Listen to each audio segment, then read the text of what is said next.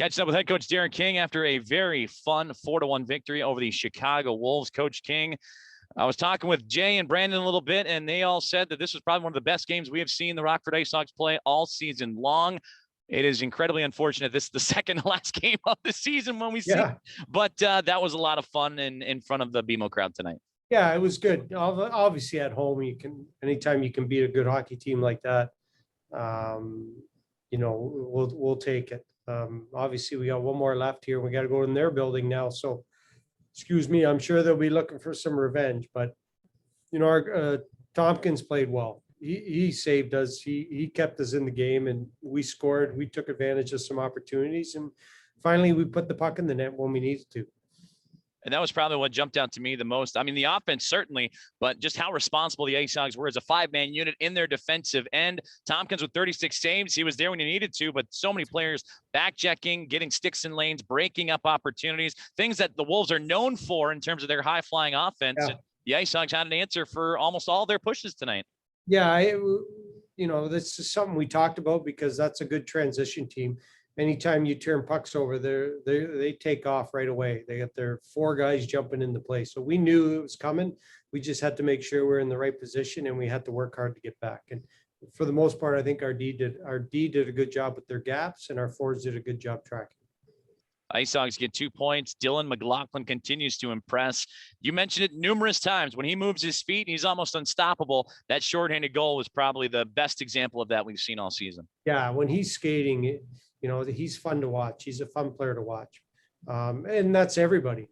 Sometimes we have tendencies to stand still and try to make plays. It doesn't work, not at this level, and especially not in the next level. So Laffers, he's having a good year. He's finishing strong. And I like the fact that he's competing all the way to the end. And that's all we can ask from these guys.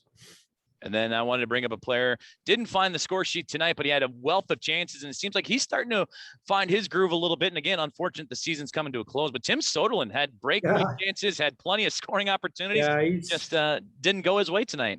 Yeah, Timmy's been snake bitten a little bit this year, in and out of the lineup. He works hard. He's got some skill and can score goals. It just, it just wasn't his year, I guess, for that.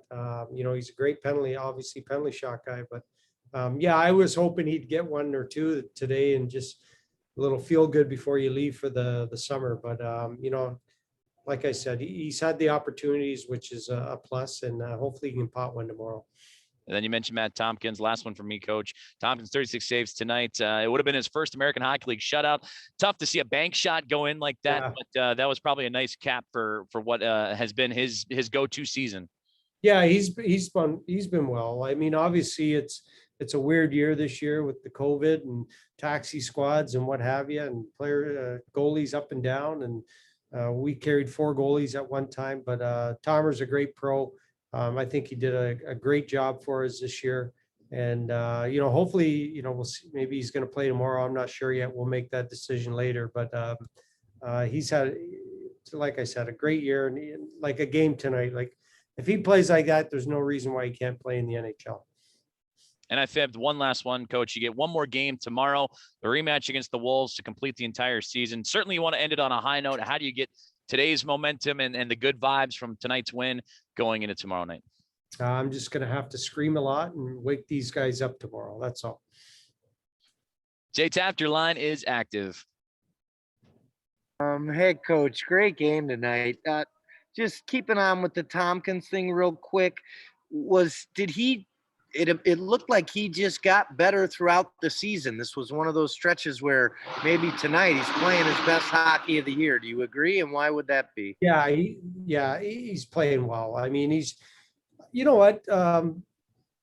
We always think, he's going to the taxi squad. He's not going to get the reps, not going to get his games in. But I think sometimes that's a little quiet time for a goalie, where to get up there and just work on certain things. And it's almost like you're getting a little rest to the body instead of the grind here at the AHL level. Now he comes back and he's played well since. So I wish we had 30 more games to play and get him in a rhythm, because I think you'd see some good things from him.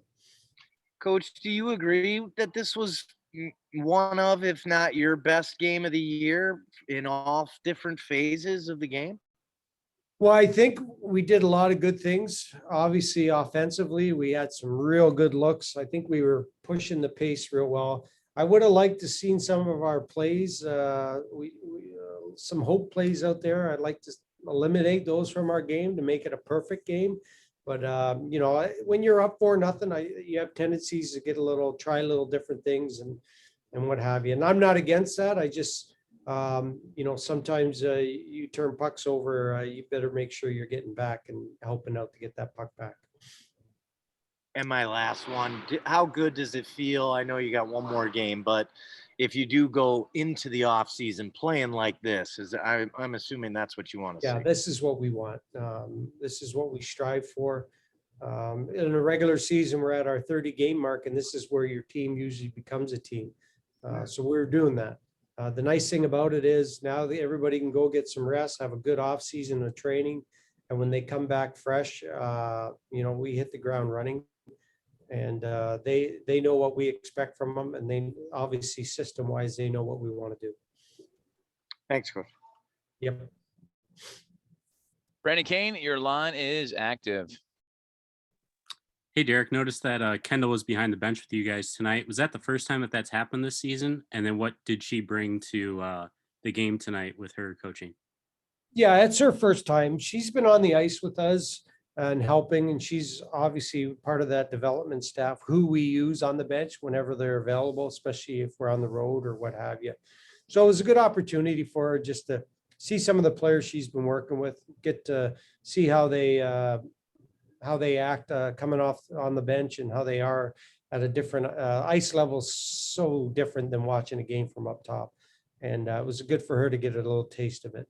And now, going into the off season, while she's communicating with some of these players, she gets a real good read on them. What was the communication like between the two of you during the game?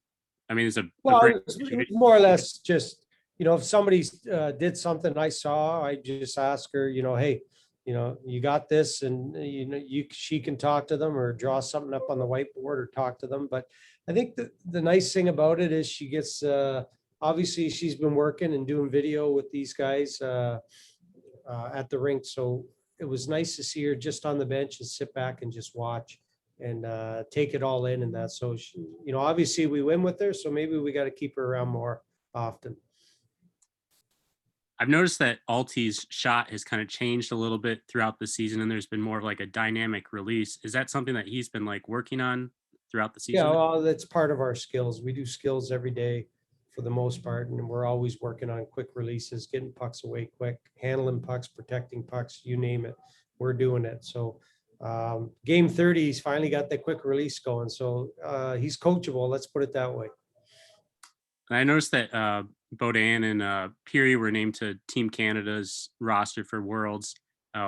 What can that experience do for both of those guys? And I guess more specifically Beaudin. Well, I think for anybody who's never done, I played in Worlds way back in '92. But it was just it's like some pride to put on that Canadian jersey and play for your country. The Worlds is a big deal.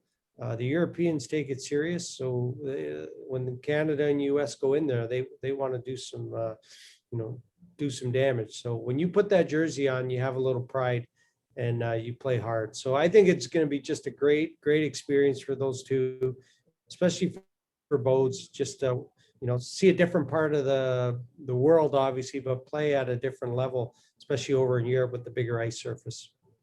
Thanks. And Jay Taffas, your hands back up. You got the last question for Coach King. You're unmuted. Coach, just one more about Kendall real quick. If you could just give me your take on, you kind of got a season working with her a little bit more, and you guys all did as a staff. What is her strengths? What is she good at? Give us a little take on what she's like as a coach and a leader.